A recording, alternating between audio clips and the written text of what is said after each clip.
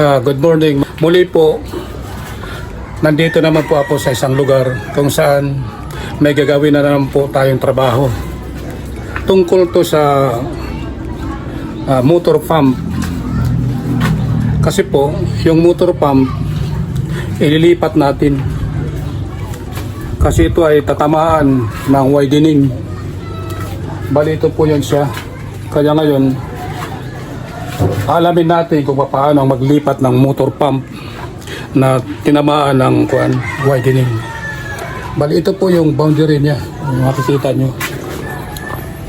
Yung dati niyang linya nandito, tatamaan yung poste.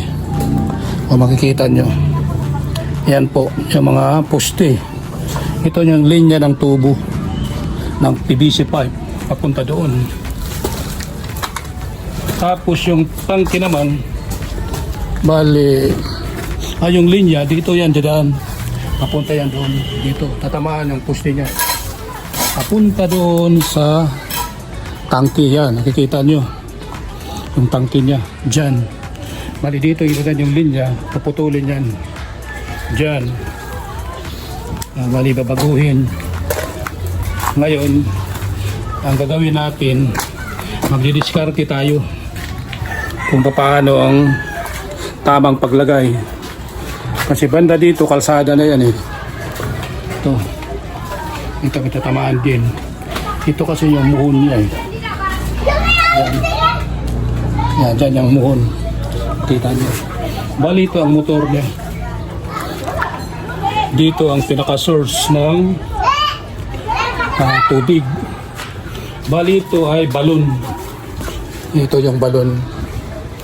Kung saan dito ang source ng tubig. Yan, nakalagay dyan. Papunta yan doon yung balon. Ngayon, ililipat natin to.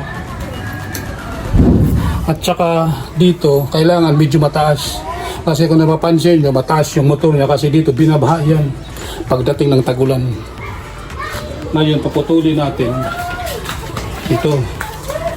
Yan, ililipat natin yung motor pump hanggang dito. Bali dito natin ilalagay sa banda rito sa may kanto dyan. Pakiabangan lang po mga friend ang gagawin natin at may matututunan kayo dito. Halimbawa, magkalintulad yung motor nyo para alam nyo yung ideya kung paano gagawin. Pakiabang lang po mga friend.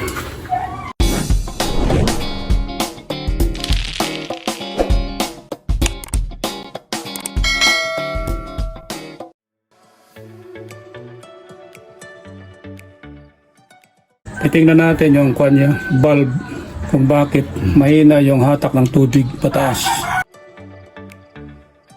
Ginaganon lang yan. Okay naman, walang problema. Malambot yung spring niya. Dito kasi minsan, ito ang sekreto dito. Makikita nyo to, yung adapter niya. Ito, igaganon ko. Yan. Kaya mahina yung tubig kasi kailangan alam mo yung tinatawag na troubleshooting pagdating sa mga gamit. Kasi ito, pag napansin nyo ito, di ba ginaganon? Tulak natin. Gumagalaw, di ba? Gumagalaw. Kasi itong pinaka-stopper niya, ito kasi yung tagasara ng tubig para hindi siya maubusan.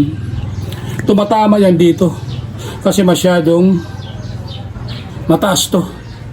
Ang technique dito para malakas yung agos, puputulan natin to dito mga siguro mga 3/4 lang ang mga 1/4 yung puputol natin dito para paglagay natin dito, pag hila ng tubig, pag ganun niya, hindi siya tatama dito kasi pag tumatama dito nagsasarado siya eh. Nakita niyo to? Kaya ito tumatama dito gano'n, no? Bali nagsasara siya. Lumalapat kasi dito yung di ba? Lumalapat yan dito. Pag lapat niya, yung tubig niya hindi accurate pataas. Tumatama kasi nasasarahan siya.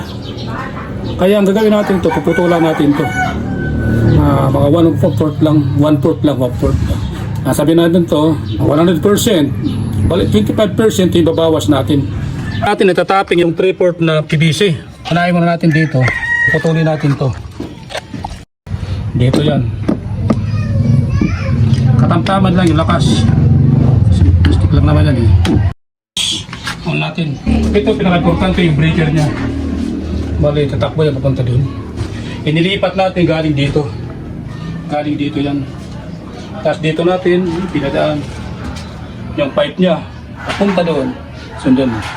Hanggang doon. Tapos doon naman natin tinaping sa dulo. Yung nakikita nyo, may tubig doon. Yun, dyan. Ay, lubog na sa tubig. Okay na. Yan yung tangke. Nakita nyo yung tangke. Yan. Dyan natin kuhan. Improvise lang yan. Ang ginawa namin. Okay. Ngayon, ito na. Paano tayo? Testing. Ha? So, titingnan natin kung saan ako. Dito ka banda sa ipag. Tama natin kung nakadala ng tubig.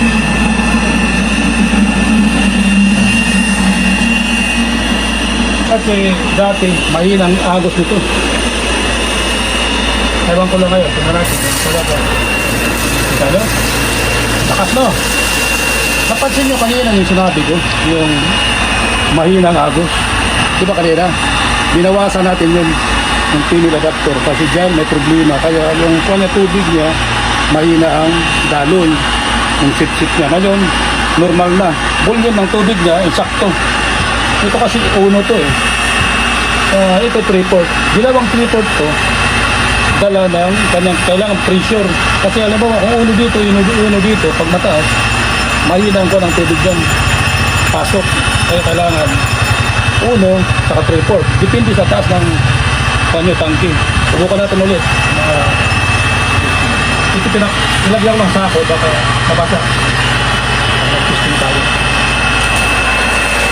Takas na no? Okay na. Ngayon, may nakita naman kayo. Sana nakakuha kayo ng kunting ideya kahit man lang maliit na bagay. To God be the glory. Bye-bye.